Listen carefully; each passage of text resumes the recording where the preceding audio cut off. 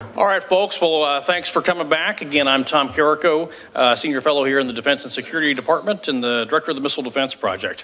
We're closing out our day strong with 5 of the Vice Chiefs of Staff. This panel is going to be moderated by Dr. Seth Jones. He's the President of the Defense and Security Department here of CSIS and author of The American Edge from Oxford on the American Defense Industrial Base. He's my boss as well, so I have to mention that. Look, the Secretary of Defense has indicated his intent to have some pretty significant changes. Recent memos on software, Army transformation. Of course, we've seen an executive order on shipbuilding, lots of other things, and that's probably going to mean some big shifts to the program of record.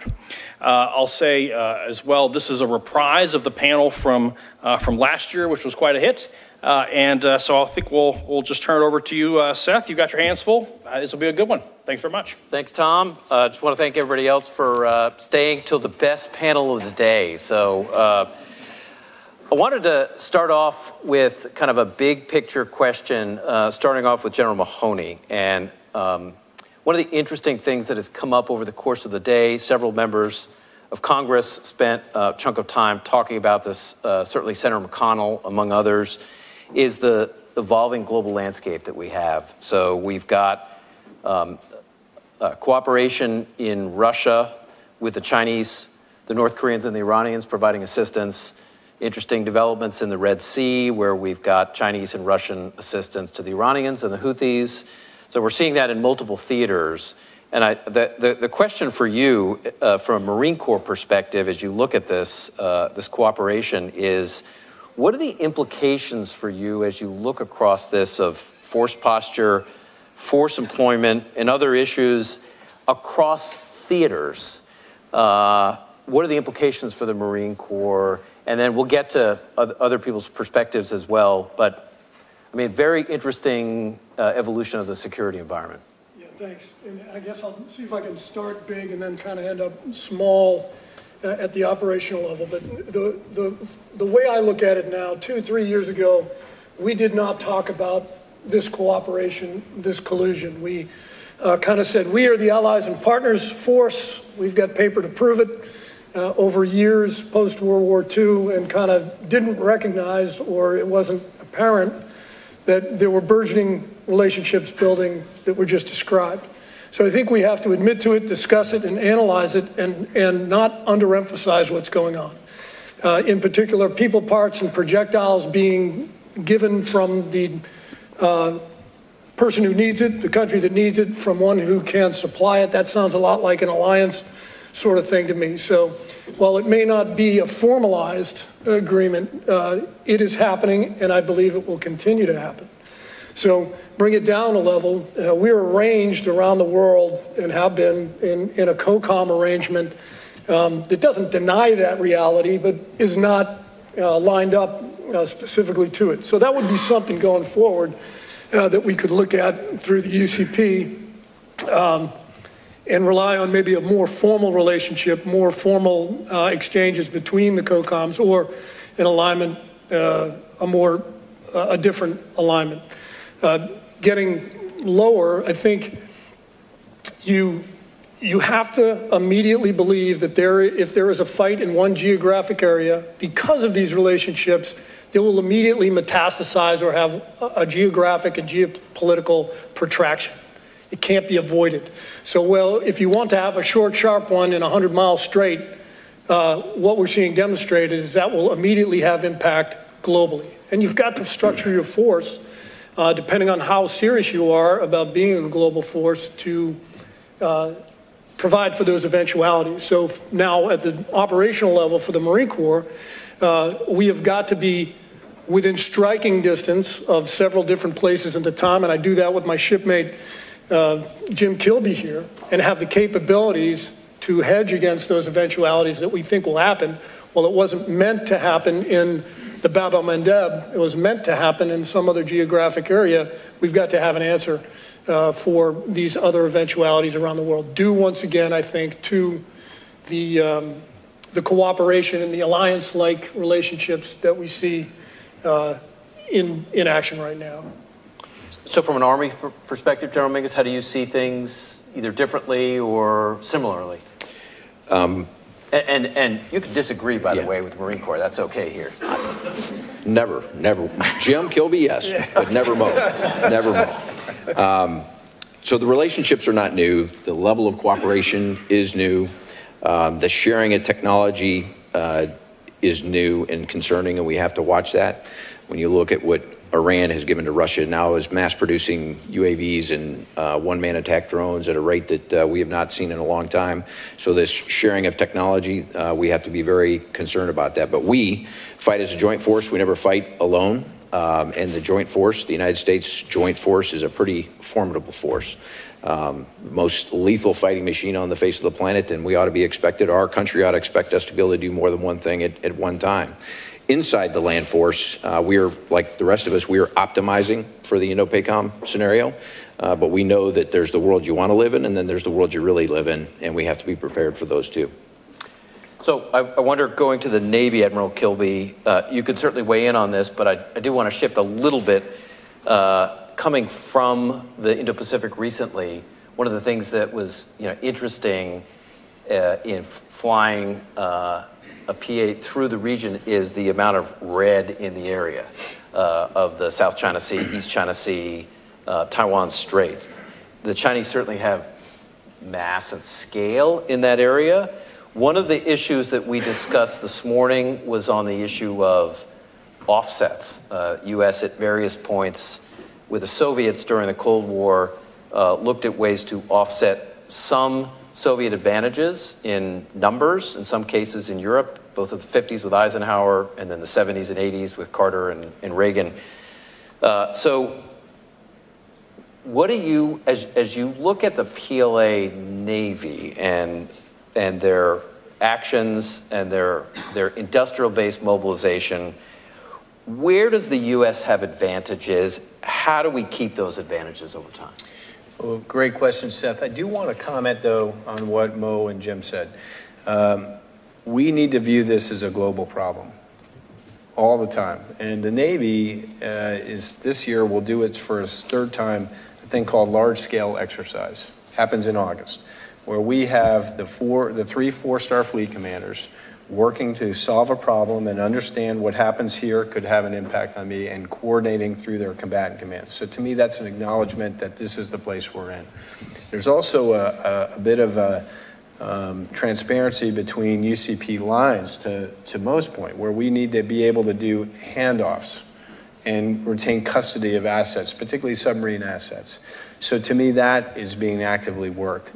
To your specific question about what can we do from a mass perspective, one of our focus areas, we've got 5. One is long-range fires, counter-5 CSRT or counter-targeting, terminal defense, protecting our ships, contested logistics, and the 5th one is called non-traditional sea denial. So that's using unmanned assets in a way that presents a dilemma for the adversary. And last week, I was out with Admiral Paparo and Admiral Kaler as we were looking at some of these things and the control of them and how we would mask them. So I'll leave it at that, but that can apply to any theater. Just like I would say the force design concept for the Marine Corps could apply to any theater, and we shouldn't buttonhole the Marine Corps to this specific problem, though it's certainly got a focus area of them. To me, that's extensible anywhere. So is this capability. So geography matters. I get a little vexed when people say, hey, can you take what they're doing in the Black Sea and apply it to the Pacific? Well, it's a different scope and scale, but I think in some cases it could apply. So using those things in a manner where we can create dilemmas for our adversary is what we're pursuing. So on this particular topic, General Ployce, how's the Air Force thinking about this, and including in reaction to PLA, Air Force, and Rocket Force activity? How are you thinking about it, and how are you thinking about it in a joint perspective?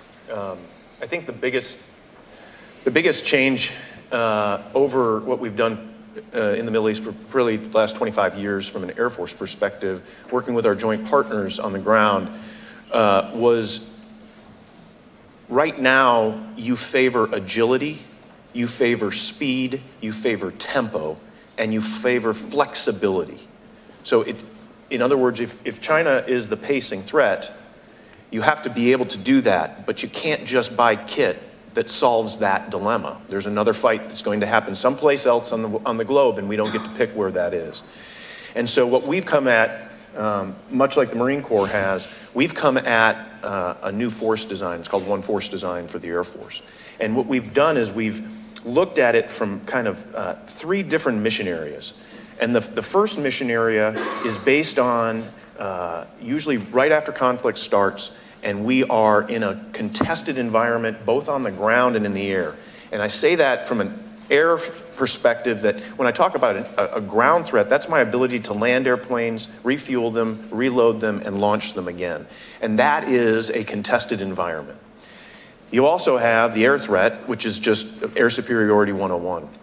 So we've looked at that first mission area and looked specifically at how we can use the flexibility, agility that we need by providing mass, by providing quick opportunities to lower the threat, both ground and air. And we're also looking at things that are very hard to detect. And that's kind of our first mission area. Our second mission area is, once I've gotten the threat to come down, the ground threat and the air threat, I can now bring in more of the platforms that have range and they have speed and ability to penetrate. And then the third area is really what you would consider kind of our traditional forces. And that's the mass that we can bring, and that is what is going to help provide that cover for the joint force from an air superiority standpoint. That's really kind of where we're focusing our efforts. So have your views, planning on Agile Combat Employment, or ACE, evolved over time as the capabilities of adversaries have evolved? Yeah, I think ACE, Agile Combat Employment, I was around when we first came up with the idea of it, and we've evolved quite a bit because we've done lots and lots of exercises. As Admiral Kilby said, we also are doing service-wide exercise this summer. It's called RE4PAC. It's going to be held out in the Pacific, and it is all of the United States Air Force with some joint partners that are playing in it as well. And what we've found is every time we do it, we get better at it. And hopefully that is also not just we're getting better at it from a standpoint of reps and sets, but it's more importantly that we also understand some of the contested logistics requirements for it, as well as the command and control. So I want to go to the gray zone, Admiral, and bring the Coast Guard in and ask you a question about how you're thinking about sort of gray zone activity. You know, interesting, back to the Indo-Pacific theater, when you look at a lot of the vessels that the Chinese are putting out, maritime militia, Coast Guard vessels, fishing vessels, there's a lot of gray zone activity. We certainly see this with the Russians and their use of the Ghost Fleet in the Baltics, for example, cutting fiber optic cables, and Chinese have done the same thing around Taiwan and islands like Kinmen. So from your perspective, how are you thinking about analyzing and then addressing sort of the gray zone threat and the Coast Guard's role in that? Yeah, Seth, maybe just acknowledging up front the differences in the United States Coast Guard with our DoD colleagues here. So under DHS, we have a primary mission to control, secure, and if necessary, defend U.S. borders, maritime, and approaches, including an expansive EEZ in the Indo-Pacific that includes U.S. territories as well. That said, we view our role in the Indo-Pacific as also being critical. We are a proud member of the joint force that integrates with DoD. I can give you a few examples of Coast Guard units that are operating under DoD TACON in the Indo-Pacific as we speak. Now that said, we have a special capability in that we're a hybrid organization, law enforcement, military, regulatory, and there are a whole host of allies and partners in theater who just demand U.S. Coast Guard services, engagements, presence, and capacity building. So we help Coast Guards and maritime constabularies in and around the Indo-Pacific build their own capacity to counter those kind of threats. We also have Coast Guard units that reinforce the rules-based order maritime that we all seek to defend. And we're really in high demand in that regard. Sounds good. And as a reminder to people in the audience and online too, please ask questions. I've got the tablet up here, so in a little bit we'll get to some audience questions and happy to ask them from here. All right, General Mingus, you you guys put out the Army Transformation Initiative. So in addition to what has been stated publicly, how are you thinking about implementation now? Thanks, Seth. You really have to go back several months, and if you've listened to the Secretary of the Chief, myself, as we've talked in forums like this, in testimony, we've been communicating the need to transform at a much more rapid pace than we have. We just didn't call it ATI until here recently. We're excited about it. In the genesis, when we started our transformation in contact, most in the room have probably heard of TIC 1.0, TIC 2.0, infusing the most up-to-date stuff into our formations that are out there, learning from bottom up, the recognition that we actually can go much faster than we have been over the last couple of years. The other thing that we had to recognize is that, and it's not germane just to the Army, but the Department of Defense's budget has not moved a whole lot over the last 4 or 5 years. And if you look at the last decade, it's not moved much in there as well. Meanwhile, operating costs, executive agent costs, cost of living, all those things have continued to rise at a rate that is outpacing the movement of our top line. So we recognize this, but the last thing we wanted to do is start to go into our maneuver formations. You have end strength and structure, you have training and modernization, or training, and then you have modernization. Which one of those buckets do you want to go after to right size so that you can live within your means? And for us, we decided to go after headquarters. We decided to go after things that we know are not going to be relevant in the next fight. All of those are difficult, all of them are hard because they have things that are out there. They mean jobs to certain people, but we in the Army and the Land Force decided that we need to go after things we actually are going to need in the next fight. We would rather reduce the size of staffs and headquarters and merge those kinds of things than go after maneuver formations. What we think we are going to be able to do over the course of the next year is not just accelerate, but go after some of the things that we have been trying to do for the last couple of years. And so that implementation is going to begin this summer. Sounds good. Well, we look forward to hearing more about that. Let me turn to a subject we started to touch on a little bit, but I want to get into the issue and start off with General Mahoney and then bring in the Air Force as part of this discussion is protracted war. One of the interesting components of the war in Ukraine, as we're now past the 3-year mark, we're into year 4, is this prospect of protracted conventional conflict. And so the question is, how is the Marine Corps thinking about protracted conflict? It could be munitions, stockpiles to ensure you have enough. How do you do contested logistics in a protracted conflict? What are the overall implications for something that may not last days or weeks or even months, but potentially years? Yeah,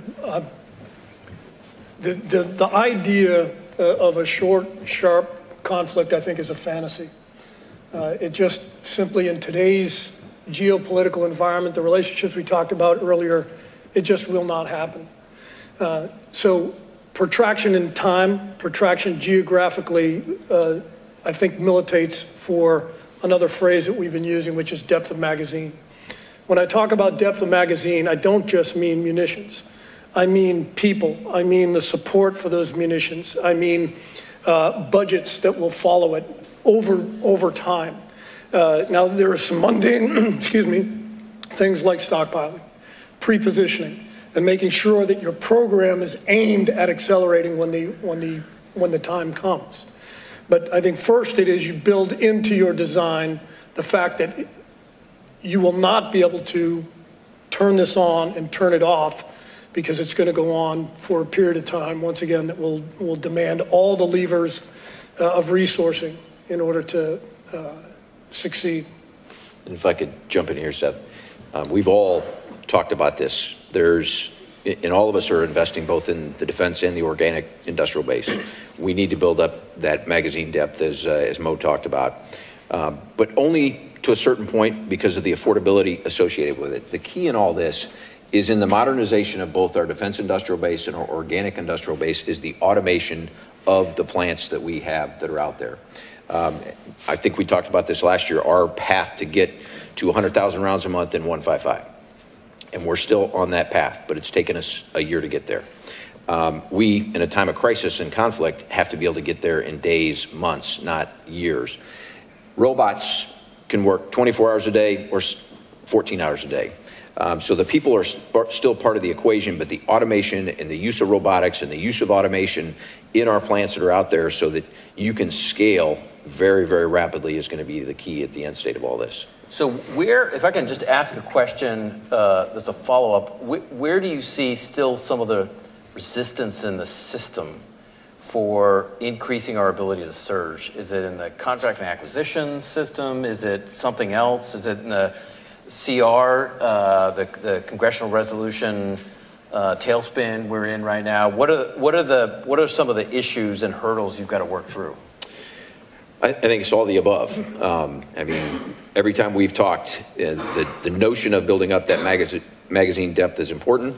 The mechanics of getting there, it's a lot of all that. You know, in our case, we've laid in $18 billion over the course of the next 15 years to modernize our organic industrial base. We would like to do that faster. When you're dealing with, not this year in particular, but year after year after year of continuing resolutions, that does, and we can come back to that if you want to hit the importance, because I know we have emotions there, but it's all the above. Let me jump on the scrum here. From the way we look at reform and refinement, we tend to stovepipe what we're talking about. Hey, we need to refine our requirements. We need to drive the variance out, tell industry what they need and stick with it. That's only part of the story. We also have to reform and refine the acquisition portion of that equation, as well as the resourcing portion. All three of those things, from requirements to resources to acquisition, if you don't deal with them all, I'm not naive enough to think that you can reform all of them at the same time, but if you believe you're going to get a result from refining your requirements process, in the absence of the other two legs of the bar stool, you won't get much advantage out of that. It has to be taken more holistically, if not treated holistically. And if that makes sense. And that link in the middle between requirements and acquisition, making sure that when you actually deliver, it's what the warfighter needs. So what if I want to add, I do think there's an opportunity space here, right? Because we, for a long time, have, at least in the Navy, funded to minimum sustaining rate. That's what we had to do to keep the line open and keep it going. That's not sufficient, as we've seen with all the munitions we've expended in the Red Sea. Similarly, from a requirements view, and I've been in the space the whole time I've been in the Pentagon, I'm taking a little bit of a more open view here, that maybe something is better than nothing. So we've looked at new entrants, coming up with competing munitions that may not have the same spec or requirement as a preferred munition, but might be pretty helpful. So if you think of that in the space of the Red Sea, I could use a cheaper munition that's not quite as effective against a lesser threat. I often tell a story about directed energy, where when I was the N9, I was looking at 500 kilowatts to 1 megawatt to knock down an anti-ship cruise missile.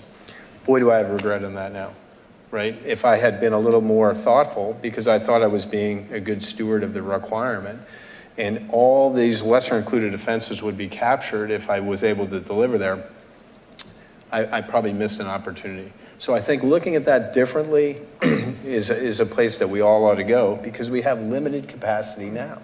So there may be some ability to look a little broader than we've looked at before. And again, I may not get the probability of kill of that missile that I get out of this missile, but it might be good enough.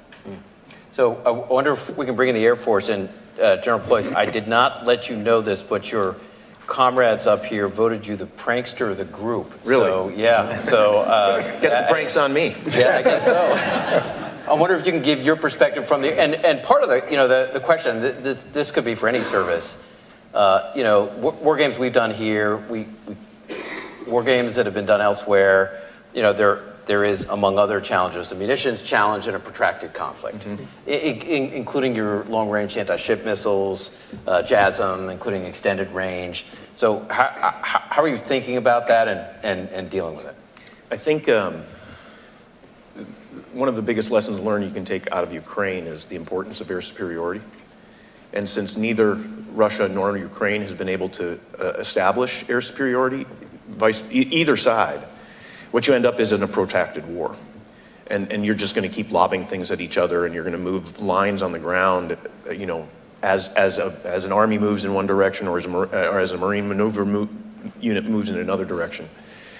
And so the other lesson that I would say that you can take from specifically the Ukraine side of the house is you have changed I would argue you have changed the nature of war when a $50 drone paired up against a $3 million missile changes the cost curve. And that gets back to the conversation about how do you keep a magazine in depth good enough. Well, if you're buying $50 drones and you're shooting them with $300 million missiles, you're going to run out of magazine before they run out of magazine. The second thing is that the defense industrial base has got to start using the new terms that we have to have in today's society for agility and flexibility and speed. And so we traditionally create a program of record.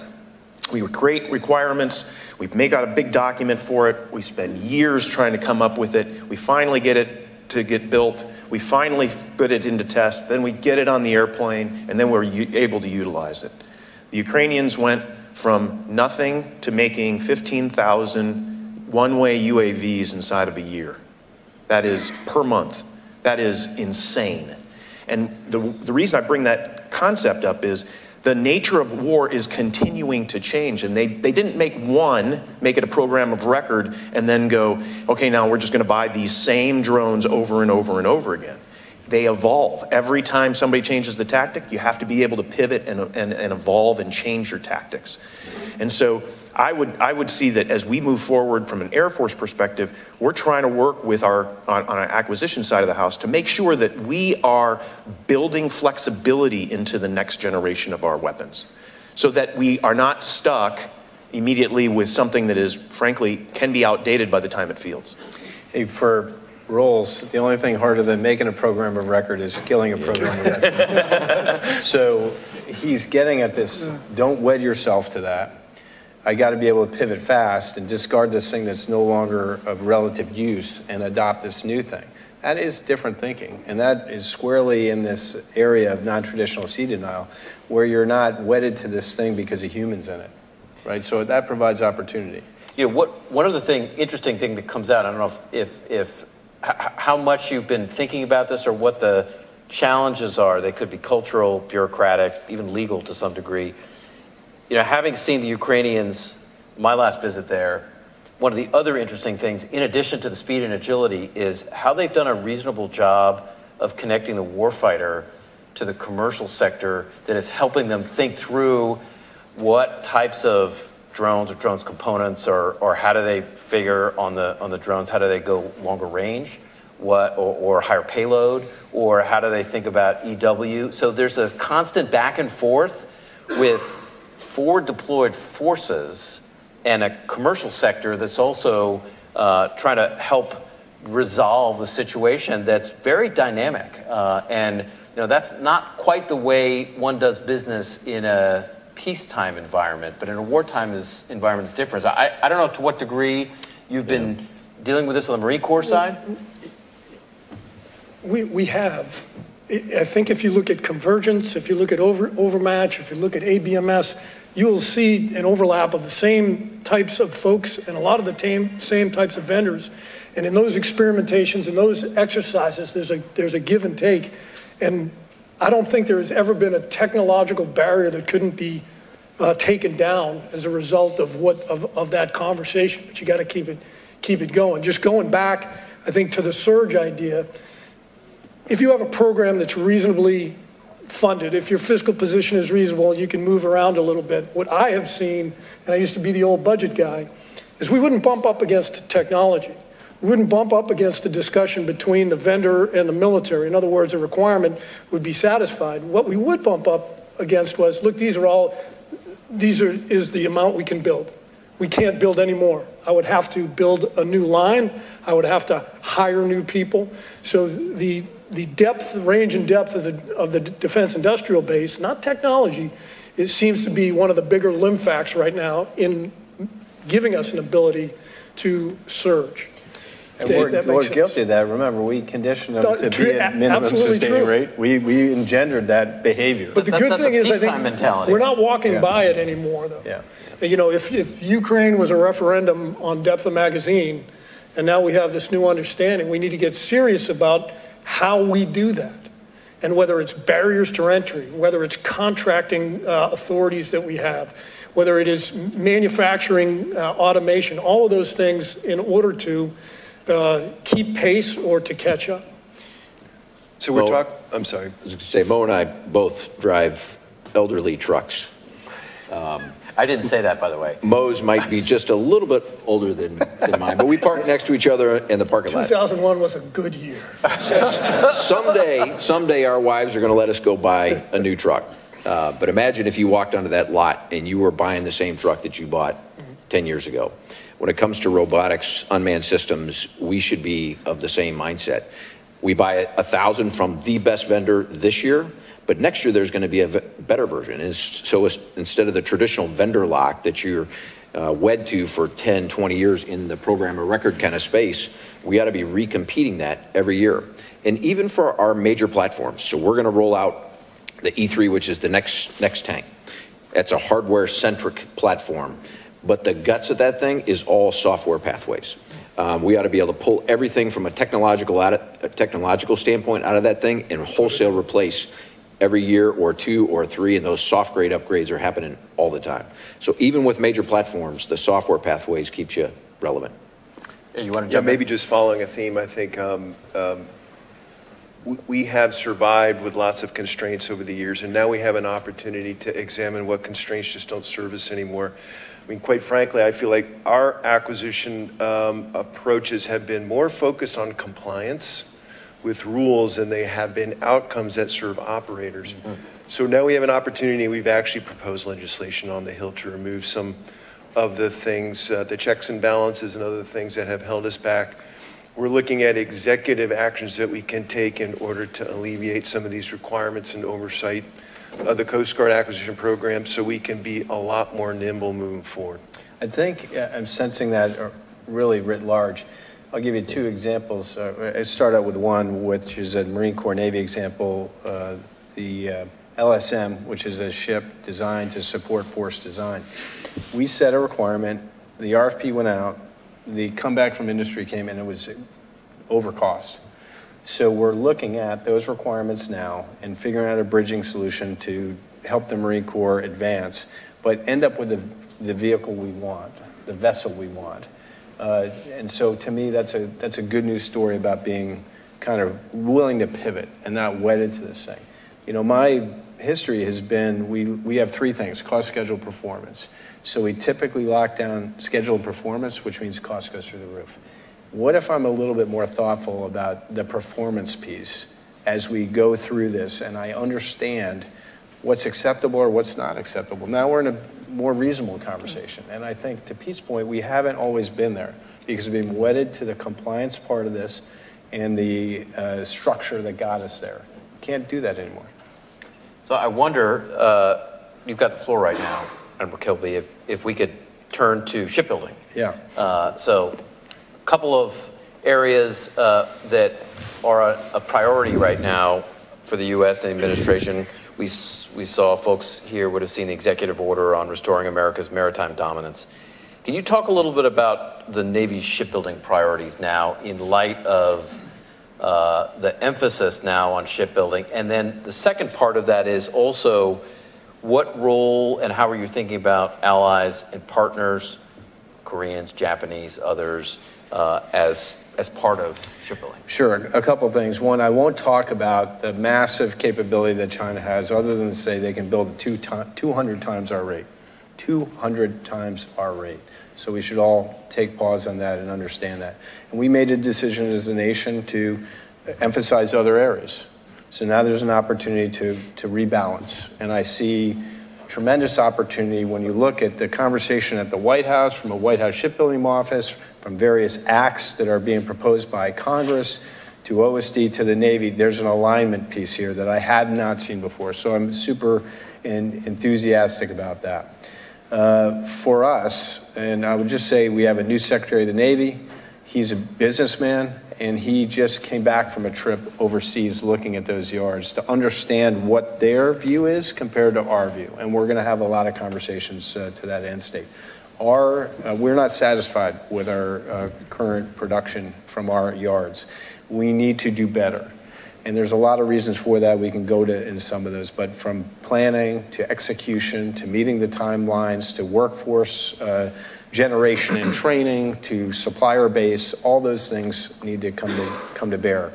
And we're making investments in the maritime industrial base and the submarine industrial base that I think we need to be patient and let those catch and apply an output. It's not going to be instantaneous, but I am seeing specific examples of improvements, 100% in some companies that are now able, through that investment, to facilitate and increase their delivery.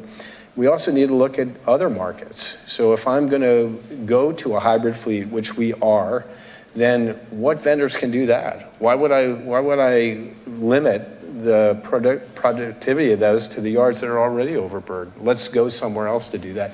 And by the way, if I have a requirement, because there's a human not in that, this is a danger for us, is to overbuild the requirement. I need to keep it cheap so it is attritable and expendable. So there's an imperative to do that.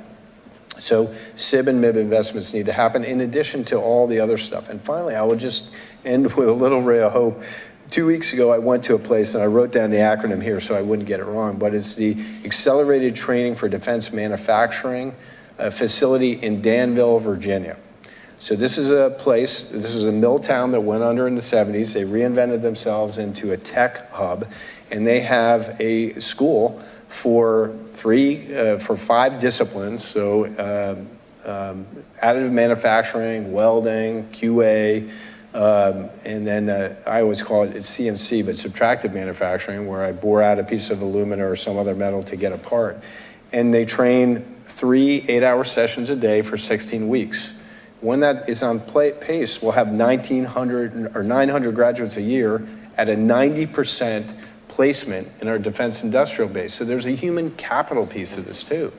In that same facility, there's a additive manufacturing center of excellence that takes parts and does the printing, so we have the intellectual property. Now we have another process to generate that part. So I've got to sync up naval supply with that, to look at that as an opportunity and not as a secondary source if there's no part in the system. In the case of a part I held, and I didn't bring it with me because it's a couple of pounds and I didn't want to be overly excessive with my you want to show off your strength? I didn't want to take I would have carried it for I didn't want to take Rolls' job here, but it's a hanger bracket for a DDG. And when that hanger bracket failed, we went to the supply system, 40 weeks. We went to the Additive Manufacturing Center of Excellence. We gave them the prints. They put it in the system. They designed a template. We fitted it, and we produced it in 19 days. If I did that again today for another bracket, 5 days. So that's the kind of things we have to look at, workforce and skill set. And these disciplines are not, smelters. There are people operating computers to design a part at a very high specification. So we need to do that all over our country. You know, we used to have, when I entered the Navy, about 30% of our workforce was manufacturing, was it kind of the direct labor force. Now it's 11%. So my son is going to welding school at Northern Virginia Community College. I'm like, hell yeah, you're gonna go to this place and it's gonna make you a better welder. That should be okay for us. We need to decide as a nation that that's okay for us. So one interesting, this came up earlier in the day. So all that for shipbuilding. All that. Okay. Right? And carrying the rucksack for everybody else too. That's right. Yeah. Thank you. So one follow-on question along those lines, and this came up earlier in the day on surge capacity. Actually, this is Arthur Herman in his Freedom Forge discussion this morning. Is how do you think about, on the workforce issue, because you mentioned it, things like housing prices? Yeah. How do we get, if you look at a number of places where we're building ships, and then I want to bring the Coast Guard in a moment just to get your shipbuilding perspective, there are additional challenges. So, how do we communicate to individuals that going to college is not the only option that you have? There are other fantastic patriotic pathways that you can go to vocational school, learn a trade, and be a welder. or be an electrician or be a pipe fitter and do your patriotic duty for the country. And that's a good thing. So there's that element. There's also that cost of living for some of these are tough. If you're living around Bath, building destroyers, or Groton, building subs, those are not cheap places to live. Well, there's a COVID effect there too, specifically in Portsmouth Naval Shipyard, where when COVID happened, people moved out of Boston and they displaced a lot of people around those areas. So there's an effect there that we need to figure out and make it okay and reasonable to not have to drive to work at 3 in the morning, park in a parking lot and go to sleep, wake up to just get a parking space and get on with life. So to me, we definitely have to address that, Seth, because people are going to want to work in a place that they're valued, they can contribute, they feel self-worth, and they're treated like a varsity athlete. That's what we got to do here. And we're trying to do that across all our services with our sailors, airmen, soldiers, Marines, guardsmen, to recruit them. And we're all fighting that fight, but we ought to have a similar thing with our workforce. And if a sailor, a recruit can't make it through boot camp, well, let's help them on their next path. You know, we have a school in Great Lakes where if you can't do whatever, can't jump off the 10-meter board, can't do whatever, you go to a thing that used to be called separations. Now you go to a place called the Phoenix Barracks. We're going to help you figure out your next life, where social workers help them connect those dots. That's an investment in them. And that's the investment we need to make. So to me, we just got to be more thoughtful. It's not disposable. Just maybe an exclamation point on that. We put 25,000 former Marines on the street every year. At Pascagoula Shipyard, there are 315 what we would call MOSs, specialties. It's not just welders. It's not just pipe fitters or boilermakers. There's a wide range of skill sets that's required to build a ship and put it in the water. If there were a more direct connection, incentive, interest between those skill sets, not all of them are at Pascagoula, by the way, they feed Pascagoula, and motivated, disciplined, skilled humans that we put on the street every year, that would be a vector to take to help out in a different way what Jim is talking about. Yeah, one of the guys I met at the CNC thing was a former Marine who got a head wound in Fallujah and was medically retired. Boom. He's remaking himself in this opportunity. Is there such thing as a former Marine? No. Well, probably not. Well, no, Dakota Meyer, he figured that out. He's back in the Marine Corps now. Okay. He was a former Marine. Okay. Before you go to the Coast Guard, Seth, if I come back to the advanced manufacturing and 3D printing and all that, because we're all investing in the technology and the capability. We recently bought the largest 3D printer in the world inside of our Army Material Command, and we're echeloning that down. You don't want that at the tactical edge. But the end result, though, for industry that's out there, we are going to increasingly demand the right to repair, the tech data, the CADS drawings, all the things that go with that as part of those early on negotiations as we enter into new systems that we bring online. In the end, it will help us all, but most importantly, at the edge in the middle of a fight when you can't wait the 60 or how many weeks, for in our case, sometimes we have a year plus long lead time parts. We can't afford to do that anymore. We need to be able to repair that stuff immediately. How are you thinking about the shipbuilding and all the rest of it? I mean, there's a lot of great wisdom here, but on the shipbuilding front, I mean, Admiral Kilby's exactly right. We are way behind and we need to accelerate, but there's cause to be optimistic. For example, Joint Program Office on building icebreakers, we've turned a page on that, and we now have a negotiated new contract with a pretty good schedule and cost renegotiated, and they're moving out very smartly. The shipyard, unfortunately, most of the shipyards that are building Coast Guard ships are within a couple-hour drive from each other, so they're competing with the same workforce. But Bollinger, Mississippi is, they are recruiting in the communities and across America, and they're doing their own training, and I think we're seeing this across industries in the United States is in a tight labor market. They're taking this personally upon themselves and not waiting for folks to come to them. They're going out and doing the training and the development, and they're providing the kind of workplace that people want to work in at a decent wage where you don't have to have a college education. We're doing really well at Austral Shipbuilding with our Phase 2 offshore patrol cutter. We just started cutting steel on our Waterways Commerce cutter in Alabama. So cause to be optimistic, but I tell you, one of the key things here and where we need continued support for Congress is you talk to shipbuilders, and what they ask for are steady order books. They need consistent funding over long periods of time so they can invest in the equipment and the training of the people, and they're not on this cyclical layoff and rehire, which is one reason we feel like it's budget reconciliation could be incredibly promising for the Coast Guard. Yeah, I don't know if that's something you want to weigh in. We've talked a little bit about the CR, so how big of a challenge is that here? Well, this is the first time, Mo's been, he's the green eye shade guy, but this is the first time we've had a full year CR.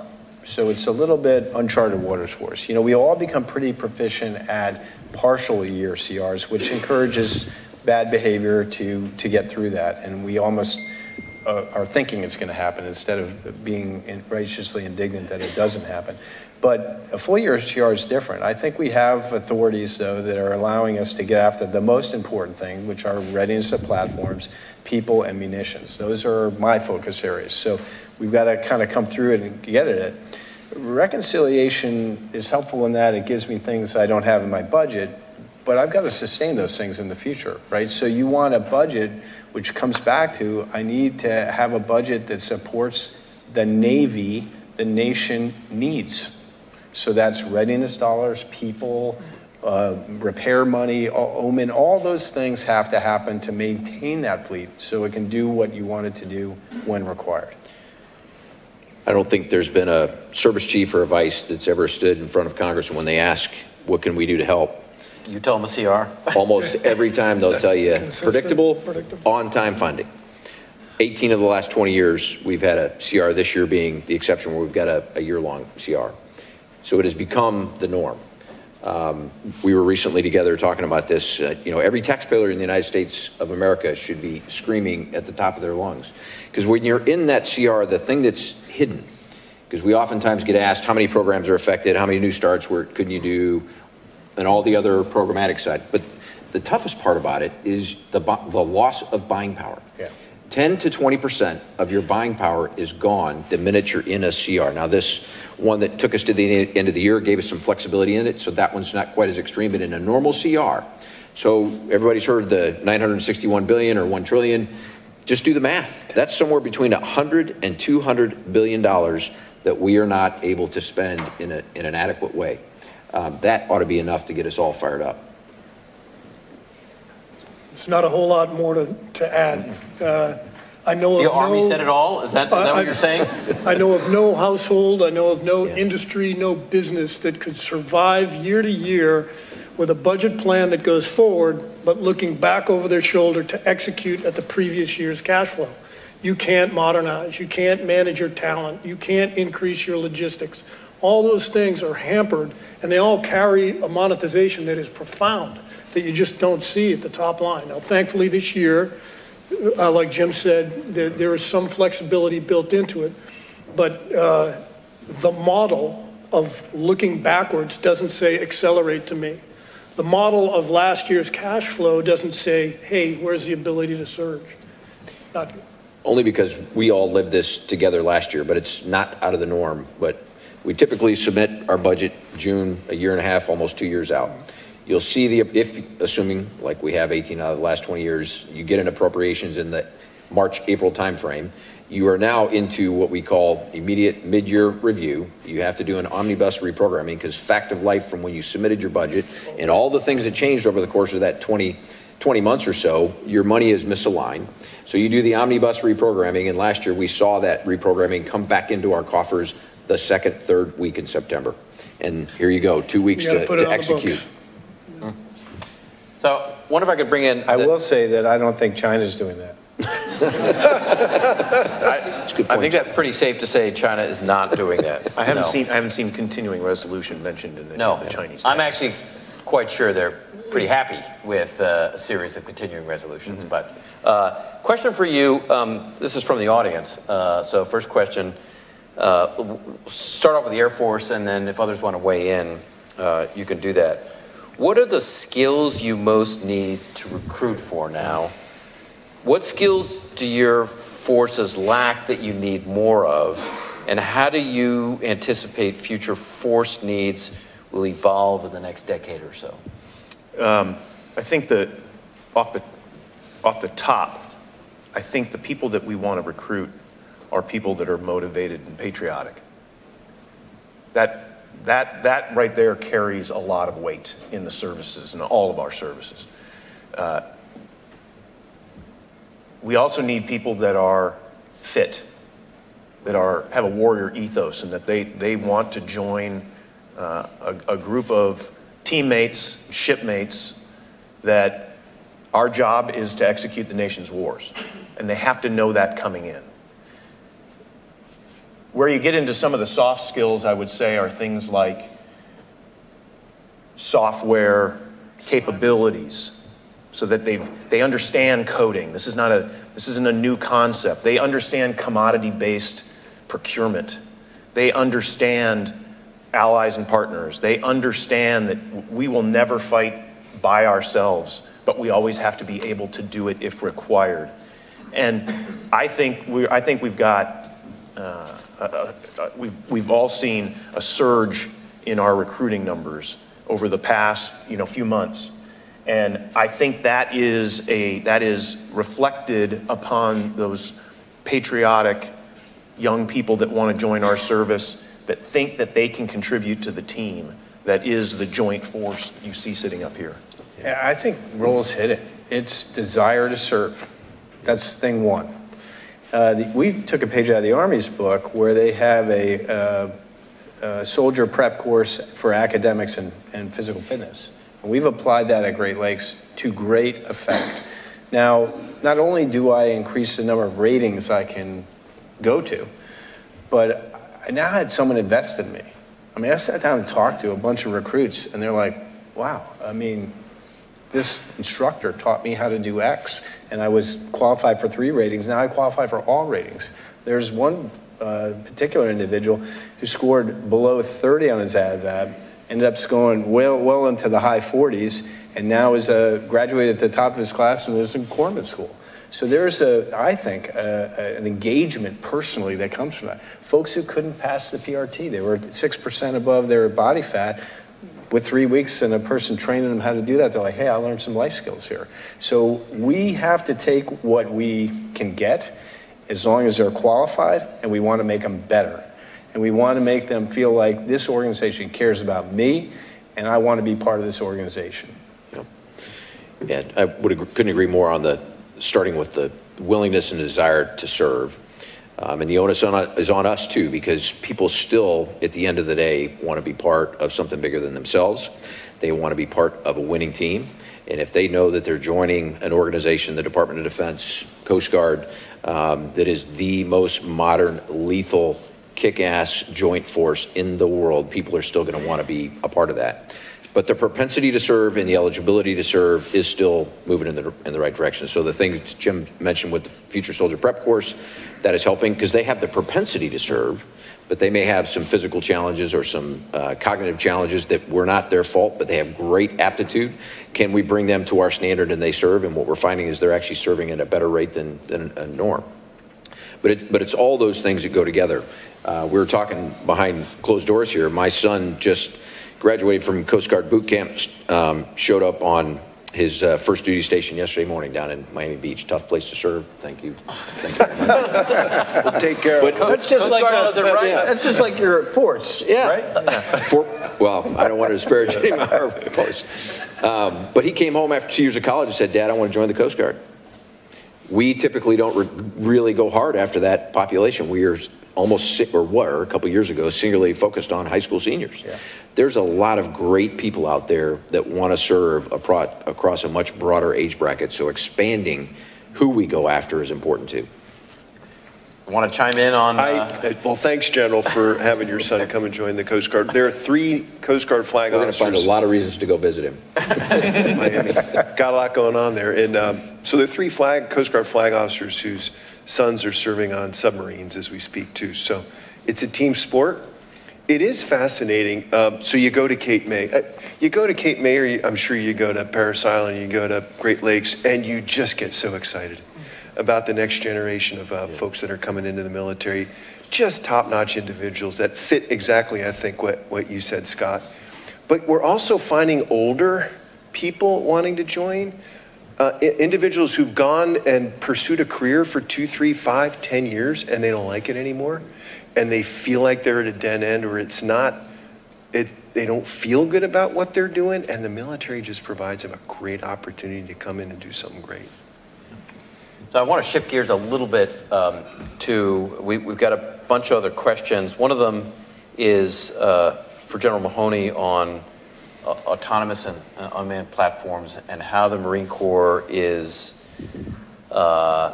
using them at the tactical level.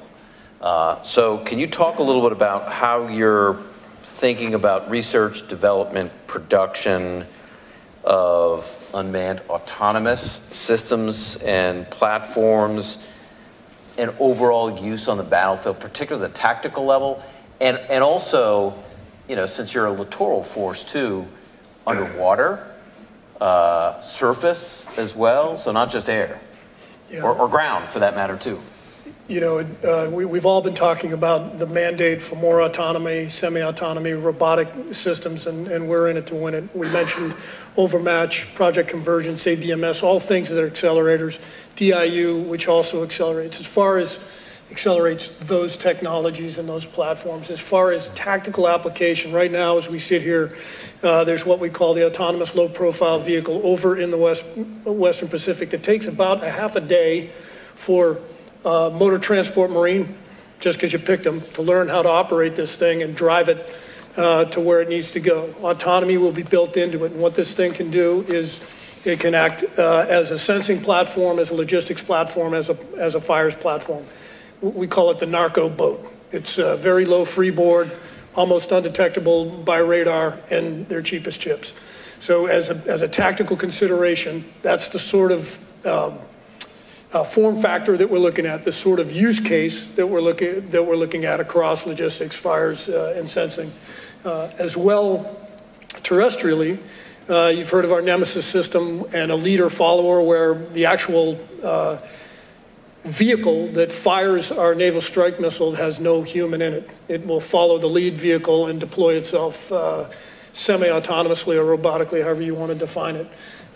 Organic precision fires, we're a family of those that we're going after in R&D, one that's man-packable by a Marine or a soldier and can go now out to distances that was previously unheard of. Not 500 meters with a 5.56 at 3145 feet per second. He's out to 20 Ks. So the battlefield has shrunk in that respect. Also a medium version of that sort of thing, probably not man-packable, but man-portable by a team that can now go 50, 60 Ks. So you're not unlimbering a 155, 777 system with all the encumbrance that it comes with logistically. You have these smaller loitering munitions, and we saw the IDF use them to great advantage in Gaza, to where, once again, you've solved or you've gotten after a logistic problem. You've gotten after a transport problem with your Marines and soldiers being able to carry them. But now what you have to do is connect that with your targeting and your command and control. So at the tactical level, the technology is there, the systems are there, and we're necking them down. We're going to buy a bunch of them. We got to make sure that we integrate them into our targeting C2 systems. From a Navy perspective, thoughts on how you're thinking about the use of UAVs off of ships, DDGs, or aircraft carriers, or UUVs. I mean, it's interesting. I mean, I'll say this: you don't have to look at the Chinese. Not particularly good at finding stuff underwater. So, you know, it seems like a reasonable step to be increasing our footprint subsurface, because they have challenges there. So how are you thinking about it all? Well, I think there's a lot of opportunities. So we think about it kind of in increments. I'm focused on January 1st, 2027. So what can we bring to bear to give to Admiral Kaler, who supports Admiral Paparo in the Indo-Pacific for that fight? That's non-contested sea denial. But the broader view is the integration and migration to a hybrid fleet, to use CCAs off an aircraft carrier that can augment fighters, to And the first step in that for us is MQ-25. Get that tanker up there, get it integrated with the air wing, and open up possibilities for us. From a DDG, you're a little limited to the size and scope of things you can have, but you know, it could be that we've used ScanEagle, but we don't have to recover it perhaps. There could be a version of an extendable UAS because that ship could be operating alone without the benefit of aircraft to support and paint that picture, and it could sense and provide feedback to that, especially if we're operating in an MCON condition, which we think we will be. So let's explore that area. To me, that opportunity, and those things are relatively small. I mean, we can shoot UASs off submarines, for gosh sakes. So to me, there's no limit here. But that is the work to kind of lay down what does a hybrid fleet look like.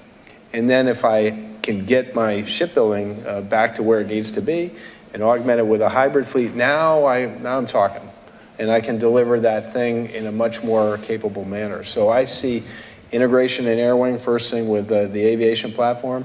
I think the expanse of the Pacific drives us to think through concept of deployment and concept of employment in addition to concept of operations. I got to do that work because if I want to recall that thing, I want to refuel it, I want to take care of it, I want to have it last and do what it needs to do if it's not attritable. So I've got to work through those things in a expanse of the Pacific Ocean perspective. So I think there's some work to do there still. So how do you think, from an Air Force perspective, how are you still migrating? We've got F-47, we've got 6th generation aircraft production now, research development production. You've got CCA, you've got teaming. I know it's not an either or, manned unmanned, but how are you thinking about what the next couple of years looks like, and how do you partner those kinds of platforms? Well, you know, so while we kind of, you know, bashed a little bit on acquisition strategies and the current state of acquisitions and the way that the primes lock information and IP, I think CCAs are a perfect example of doing everything at speed and scale. You know, from conceptual idea to airplanes flying autonomously this summer, 2 years. And that's because we opened a market and we didn't just lock into the big primes. We opened up markets and gave opportunities to some of the smaller primes out there, some of those subprimes that have great ideas with innovative technology, adaptive manufacturing, and unbelievable AI skills. And what I think you will see from the Air Force perspective is over the next couple of years, we are going to learn what we don't know. When it comes to that, is it a team? Is it a quarterback style? Is it complete autonomy from a targeting standpoint? Is it mass? Is it attritable? Is it not attritable? And then how we integrate them with the command and control, which is ultimately that will always be one of the linchpins in making sure that you know what you're doing, not from an Air Force perspective, but from the joint perspective. There is no reason that if the Navy can't shoot this at that's not the right thing to do because they're in a better location or they're in a better place. But if you don't want to double target and triple target. Yeah. We have a similar approach. I mean, we see great application across all the warfighting functions. But a couple of examples. Traditional view of a swarm, one-way attack, set of drones heading out. But what if those first set that go out, they're nothing but EW jammers? And then the next set that go out, it's an extension of the aerial tier of your network, so it extends everything in terms of what you're able to see. Then the next set are the actual sensors that are locking in a particular target, followed by a swarm of launched effects, one-way attack drones or FPV drones. Dense urban terrain. What's to say that the number 1 man, number 2 man, number 3 man has to be a soldier? Why can't that be a robot? Because we traditionally lose the vast majority. Combined arms breach. Another example of why does that have to be soldiers that are out there executing a combined arms breach? Israel's already demonstrated the ability to fully automate and robotize that particular task. You want to talk briefly about Coast Guard? And then I've got an audience question for General Mingus after that. Yeah, thanks. So for us, it's understanding the domain in which we operate. So we talk about maritime domain awareness, but for us, there has to be a step further into a comprehensive understanding and knowledge of what's happening in the domain. Because what the Coast Guard does in terms of like a weapon or a value proposition is a targeted boarding at sea on a target of interest, whether that be a terrorist threat, a smuggler, human smuggling, a search and rescue case, an iceberg, things like that. And so for us, the promise of unmanned really is in domain awareness and sensing, and in the data feeds and the AI behind it that help us comprehensively understand that domain. It's not just unmanned systems in the air, it's also space, and we're doing a lot of work with NGA in that. Sounds good. General Mingus, question from the audience on the Army's role in the Indo-Pacific. Can you talk about the role of the Army as you see it evolving in the Indo-Pacific, including as part of a joint effort? Integrated air missile defense, long-range precision fires, which means you have to seize, hold terrain to be able to build up that combat power. The Navy and the Air Force is going to have to help us get in there. The Marines and the Army, given what we're doing in the long-range precision fires, now we can hold maritime targets at risk that help the Navy and the Air Force get closer. But it's going back to that notion of a joint force. None of us can do it by ourselves. And so, and the other component from access basing and overflight, the vast majority of our allies and partners in the Indo-Pacific, 80% of every single one of those countries are predominantly land forces. And so the relationships that we as a land force build helps continue to bridge and get us deeper so that we can be in the positions that we need to be if we have to all go. Follow-up question is also for you on pulling that back to the homeland, but also U.S. territory, including Guam. Your sense of Army's role in, there's been some discussion about Golden Dome and integrated air and missile defense, including for the homeland. Yeah. What does that look like? We're all part of, from space to terrestrial.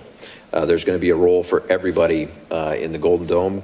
If you look at just the Guam defense architecture by itself, it includes every single one of us sitting at this table that have built that from bottom to top, from space down to terrestrial.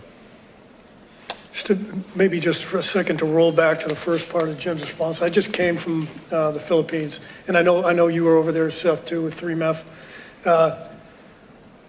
Army, IAMD, Air Force, Naval Strike Missile, low-level ingress with the C-130, Marines belching out these missiles with the Navy targeting for those missiles, happening time last week.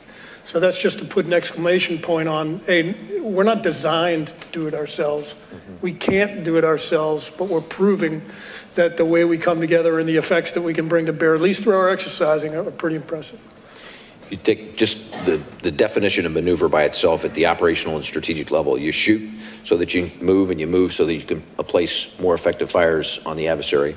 And all of us, as we think about that incremental approach to seize, to move, so you can place more effective fires on that adversary, is going to take all of us to be able to do that. On this issue of homeland defense, how have from a Coast Guard perspective, how has your role evolved over the last couple of runs, and if at all, in what you're doing in and around the homeland, supporting priorities on immigration or a range of other homeland defense issues? Yeah, so obviously there's been a great focus on that, and we've mobilized additional resources in areas where we're just seeing high vectors of illicit activity. Southern California, Mexico, in the Caribbean, in the southeast approaches to Florida, we're moving more resources and more different types of resources there. I mean, we have an obligation to control and secure the border against illicit activity there. We're doing a lot more with deployable support forces, and we're helping CBP, for example, in the Rio Grande with some Coast Guard forces there as well. And we have a lot more of our more highly specialized teams, like maritime safety and security teams, that are integrating into sort of the standard operations to provide more capability for the operational commander to stop the flow. But it sort of shows you the dynamic tension the Coast Guard experiences in terms of homeland security and, if necessary, homeland defense, and then supporting combatant commanders and what they may need to do in a contingency. And what we also have to prepare for and that we're working on is, in a contingency, we have an obligation to Transcom and others to protect port facilities that are I guess that when you said the magazine, our supply in the magazine And that's not just physical, that's in cyberspace, and we're integrated with U.S. Cyber Command to help do that. Here's a question it's a tough question for General Mahoney. Good. 7. Good. No, 6. 21. 5. Blue. The U.S. military is dependent on certain critical minerals and metals whose extraction and processing in particular is controlled by our adversaries. It's been a focus of the administration on critical minerals. How serious of a challenge is this? And what, just more broadly, can we do to help mitigate that vulnerability? When I would fire an AIM-9 off of an F-18, the front of that thing had a piece of sensor in there called indium antimonide. And that is supplied almost solely from the People's Republic of China. I just saw an article the other day that went down on a bar graph of all the rare earth metals, and it's 100%, 90%, 89% supplied by the Chinese. I think we have one mine in the United States. There's some in South America, but the fact is the market is cornered, and you can see it being used as a geopolitical hammer right up as late as last week. But in just about every weapon system we have, those rare earths are required for magnets, for sensors, for other pieces of kit that make it work. And if we're beholden to someone, especially the PRC, that is not a good strategic position to be in. Anybody else on critical minerals? I agree. We all face the same thing. Yeah. Yep. So, question for you from an Army perspective. I promise General Fenton did not ask me to ask you this question. However, I was down at Soft Week last week, and I wonder if Do I need to drink some water before I I wonder if you could talk a little bit about if you could bring the SOF community in. You've got Green Berets, you've got Rangers, you've got others. What is your sense about how the SOF community plays, and one could bring in the SEALs and others, into this broader discussion, because they've sort of been absent from what we've been talking about? What role do you see them playing, including in the sort of major power competition? How much do they really need to shift gears from SEALs involved in land targeting to much more active in the Indo-Pacific for the SEALs? But for you on the Army side, what's the evolution that the SOF community needs to continue to go in dealing with some of these major powers from the CT fight we were involved in? Yeah, from my perspective, Brian Fenton, Rich Clark before him, Tony Thomas before him, Votel, they've all been on a path to realize that specifically honed in on a CT instability fight is not where the future needs to be. And so I think SOCOM writ large has done the things they need to do to outpace. We all play in what we call the continuum of conflict, from campaigning to crisis to conflict.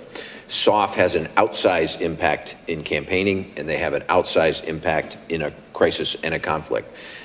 For the numbers that they have and the things that they bring, expands exponentially our capabilities, whether it's getting deep to be able to access targets for us, whether it's building partner capacity, whether it's doing direct action. They enable all of the joint force and give an outsized impact and expand what we are able to do.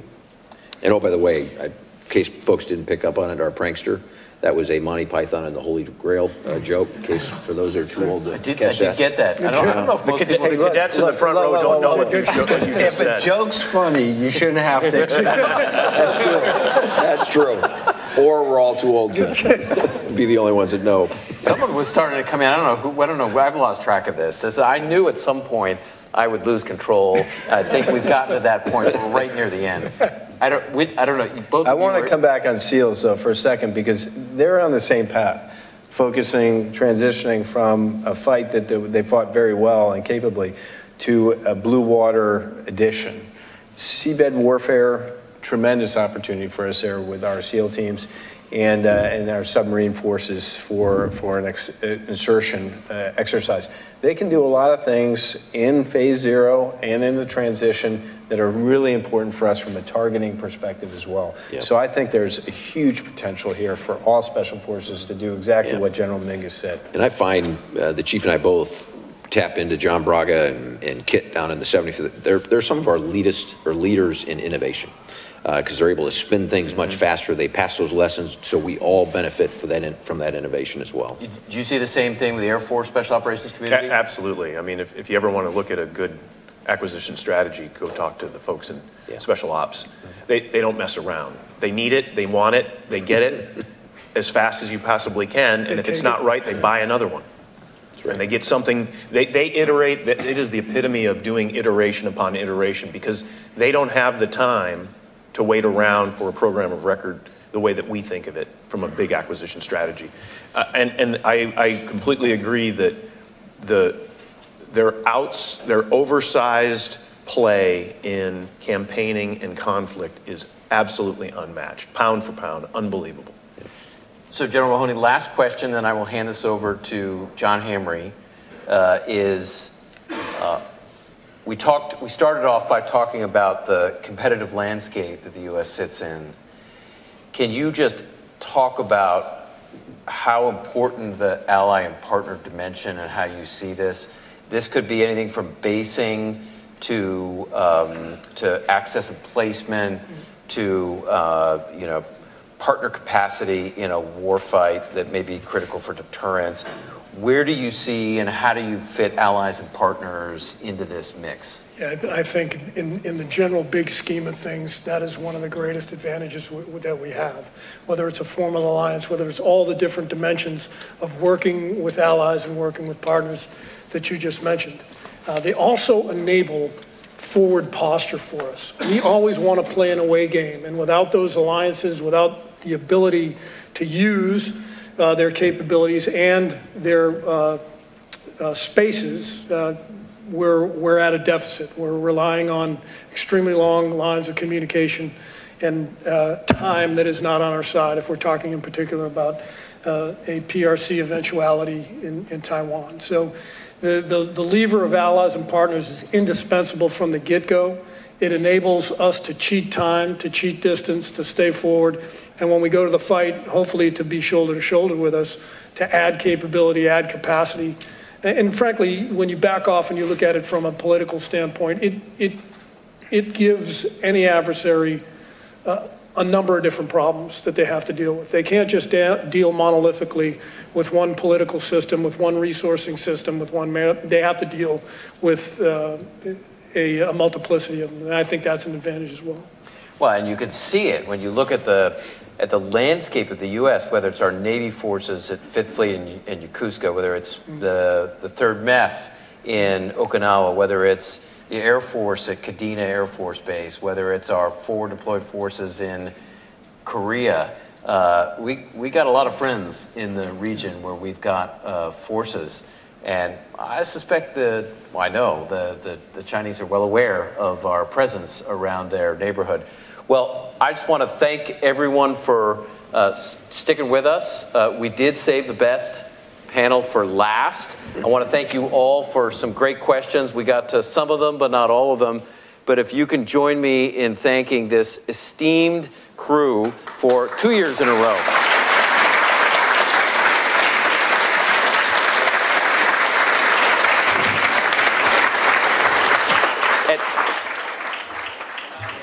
Dr. Hamre to finish.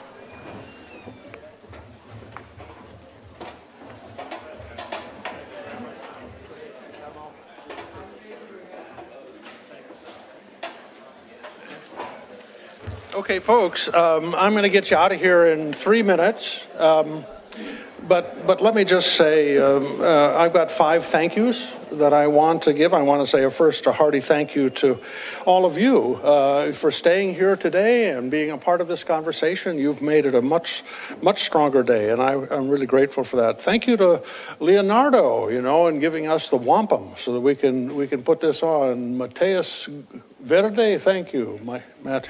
I want to say thank you to all the speakers, and gosh, it was a rich day, and all of it was recorded. I want to say thanks to the streaming broadcast team. All of it's available. Ought to go back and listen to some of it again. And a special thanks to the CSIS team that did this, the Defense and Security Department team, and that's especially Kendra Lefavre, Christina Nordby, Christine Brazeau, Seamus Daniels, who did all the hard work. The guys that get the credit for it, of course, is going to be Seth Jones, Emily Harding, and Carrie Bingen, but they're on top and they get the credit. And so I just want to say thank you to them for such a superb job. America is a unique country because it was created around an idea, and it's in the first sentence of our Declaration of Independence. We hold these truths to be self-evident, that all people are created equal. It isn't just old white guys like me, it's all people are created equal. And then Abraham Lincoln refined that 100 years later when he said that it's a government of the people, by the people, for the people. These are ideas worth fighting for. And sadly, we're in an era when we have to fight for them again. And I think that's what this day was all about. So thank you for being with us today. Thank you, Leonardo, and thank you all. And please have some refreshments. We have them outside. Great to have you here.